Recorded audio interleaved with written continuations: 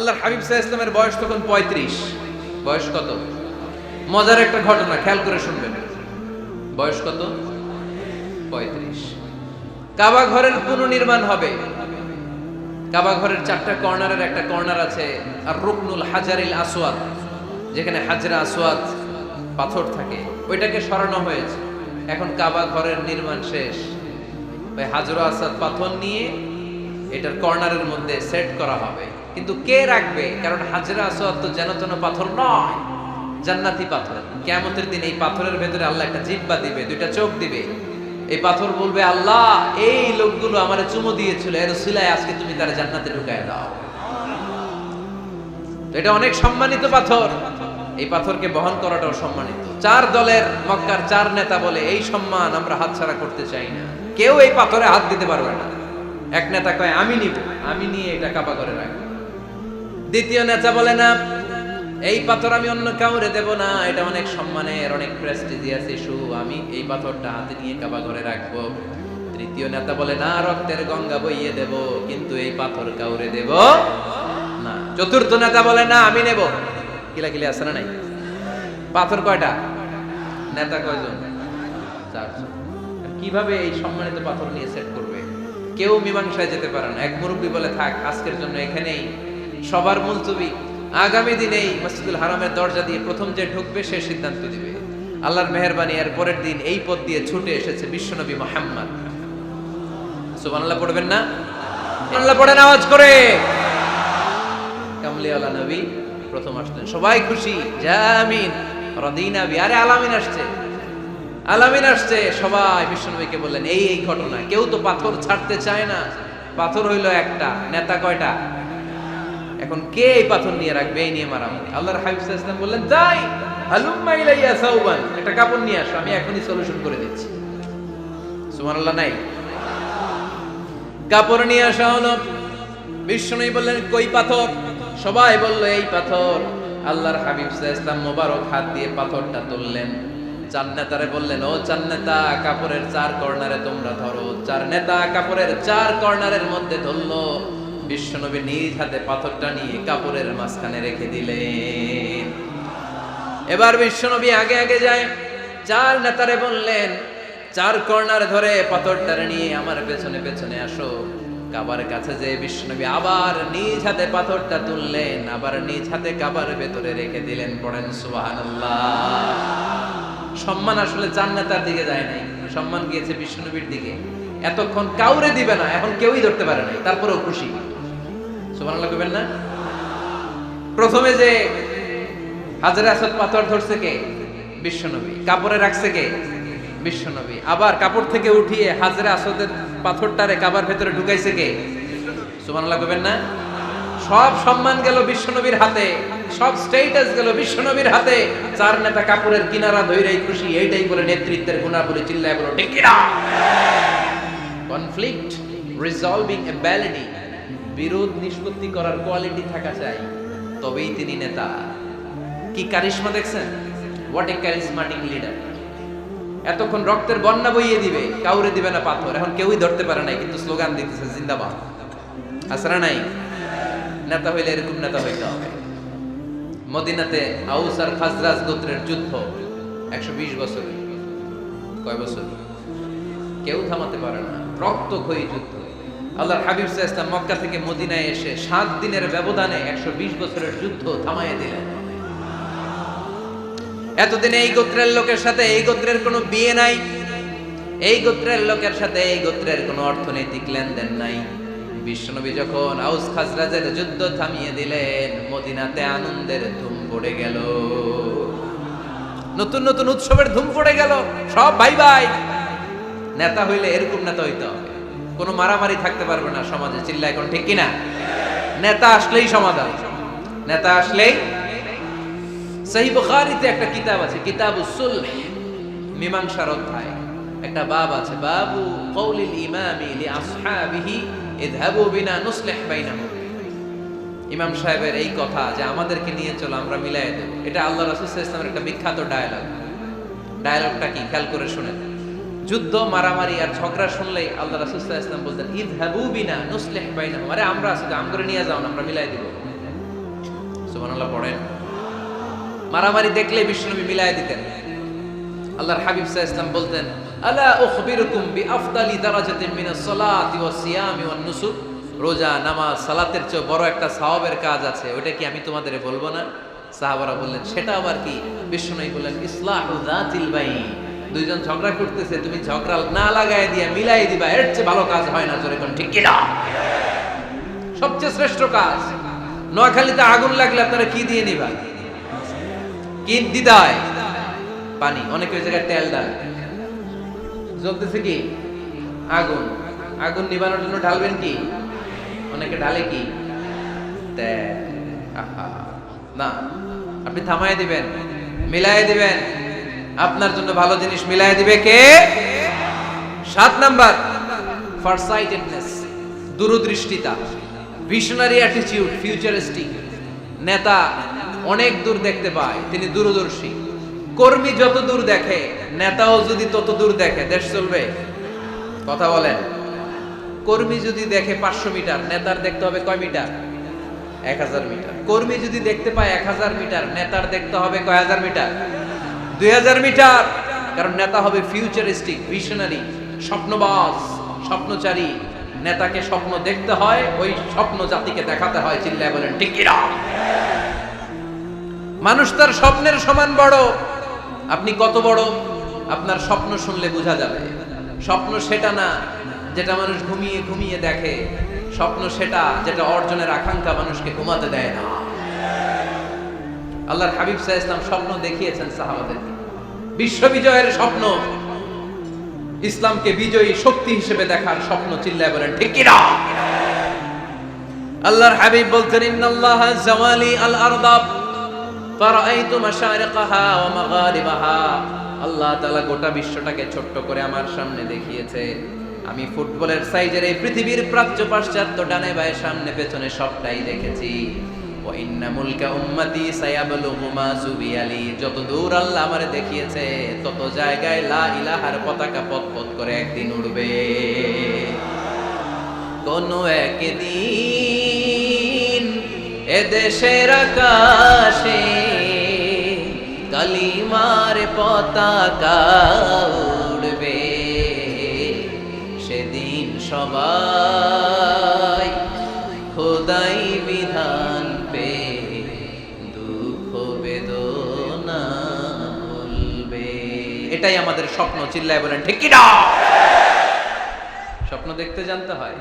সুলহে হুদাইবিয়া চলতেছে, সন্ধি। 1400 সাহাবা নিয়ে বিশ্বনবী মক্কায় আসলেন উমরা করতে। কাফেররা বলে, গো ব্যাক, অ্যাবাউট টার্ন, ফিরে যাও, হবে না। আল্লাহ রাসূল সাল্লাল্লাহু আলাইহি ওয়াসাল্লাম অনুরোধ করলেন, দাও না, উমরার নিয়ত করে এসেছি।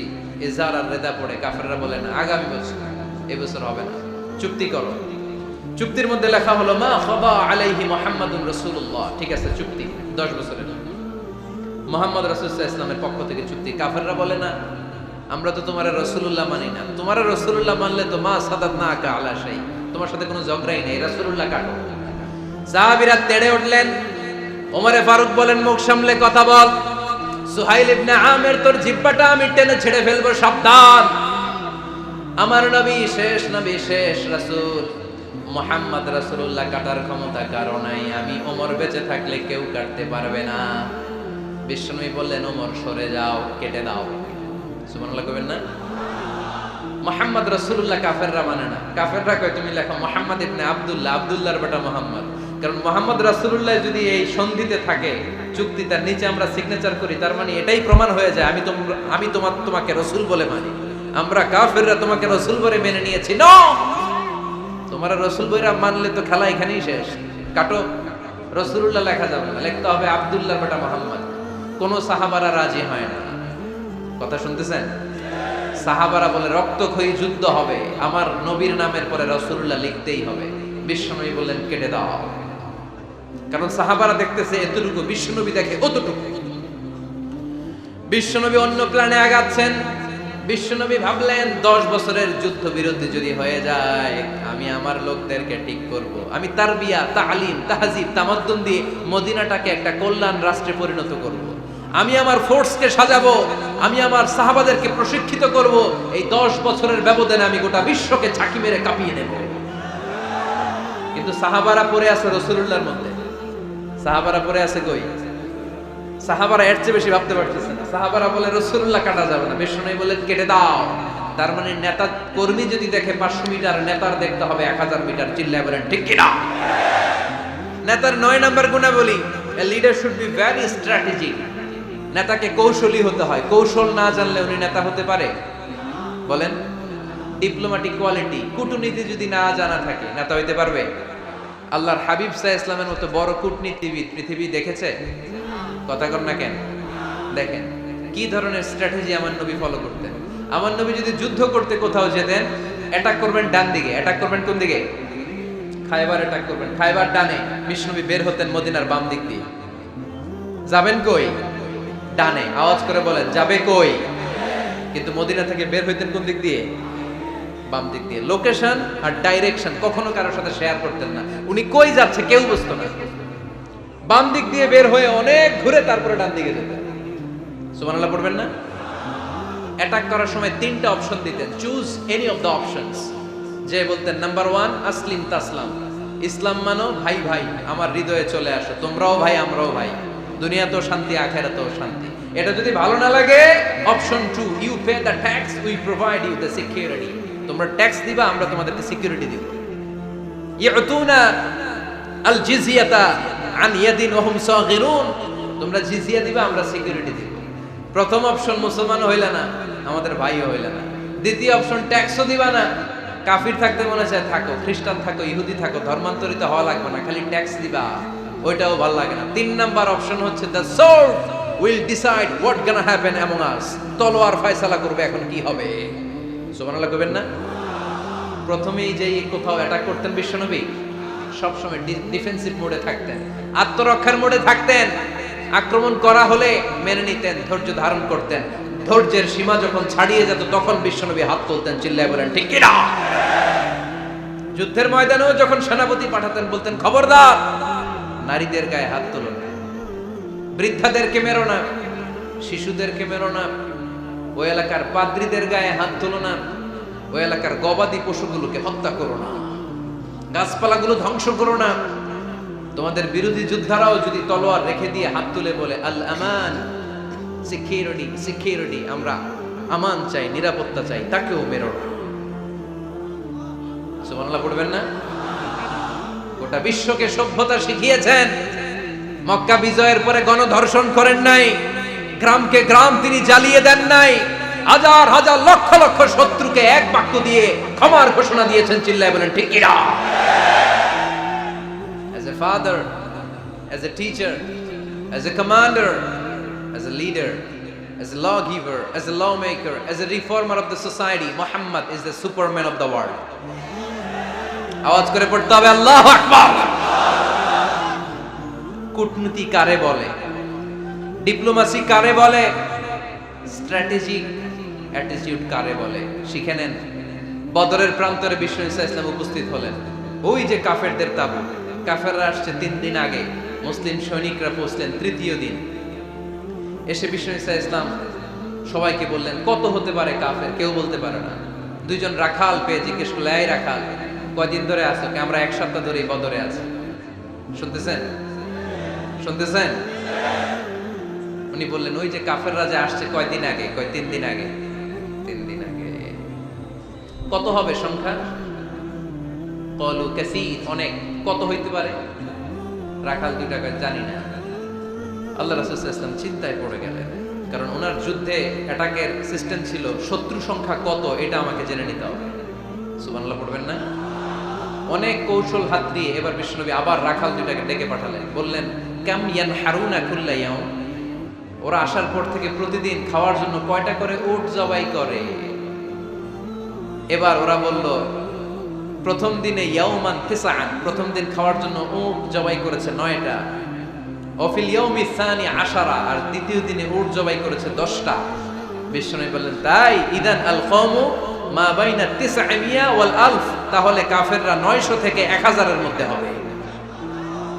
কত ছিল কাফেরের সংখ্যা? বদরের যুদ্ধে কাফেরের সংখ্যা ছিল কত? 1000। কিভাবে নমুনা দেখে আলামত সংগ্রহ করতেন? ওরা কয়টা উট জবাই করেছে, 2 দিনে প্রথম দিন 9টা, দ্বিতীয় দিন 10টা। বিশ্বনবী হিসাব মিলাই ফেললেন যোগ বিয়োগ দিয়ে, কাফেরের সংখ্যা 900 থেকে 1000-এর মধ্যে হবে। হিসেব করে দেখা গেল 1000 সৈনিক এসেছিল সেই বদরের যুদ্ধে। চিল্লায় বলো আল্লাহু আকবার। স্ট্র্যাটেজি জানতে হয় না, তাকে কৌশল জানতে হয়। সর্বশেষ নেতার যে গুণ, এটা বলে শেষ করব, সাকসেশন ম্যানেজমেন্ট। নেতা ভালো নেতা বানায়া যায়, ঠিক কিনা? A good leader produces a good leader. একজন ভালো নেতা তখনই ভালো নেতা যখন সে নতুন করে ভালো নেতা তৈরি করে দিয়ে যায়, ঠিক কিনা? সে যদি নতুন নেতৃত্ব তৈরি করে দিয়ে না যায়, সমাজ চলবে? চলবে? এটাকে বলে দি সাকসেশন ম্যানেজমেন্ট। আল্লাহ রাসূল সাল্লাল্লাহু আলাইহি ওয়াসাল্লাম ভালো সাকসেসর রেখে গিয়েছিলেন, এমন কিছু যোগ্য নেতৃত্ব তৈরি করে গিয়েছিলেন, উনার পরে টানা 30 বছর নেতৃত্ব নিয়ে মুসলিম উম্মাহকে 1 সেকেন্ডও ভাবা লাগে না। চিল্লায় বলো মুসলমান, ঠিক কিনা? ভালো নেতা বানায়। নেতা খালি নেতৃত্ব দেয়, উনি কোনো নেতা বানায় নাই। এটা কি নেতা? কথা বলেন। এবার উত্তর দেন। আমার নবী ইন্তেকালের আগেই যোগ্য নেতৃত্ব তৈরি করে রেখে গিয়েছিলেন কি জান নাই? কাকে রেখে গেছেন? আবু বকর।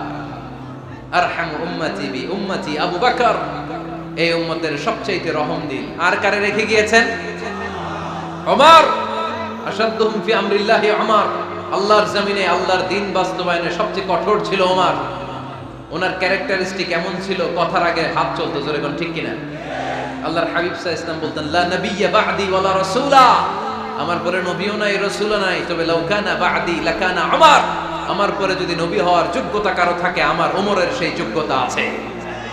প্রভু তুমি বলেছো রাসূল দেবে না, বলনি দেবে না ওমর, বলনি দেবে না হামজা তারি, খালিদ বিজয় সমর। প্রভু তুমি বলেছো রাসূল দেবে না, বলনি দেবে না ওমর, বলনি দেবে না হামজা তারি, খালিদ বিজয় সমর। প্রভু তুমি বলেছো রাসূল দেবে না।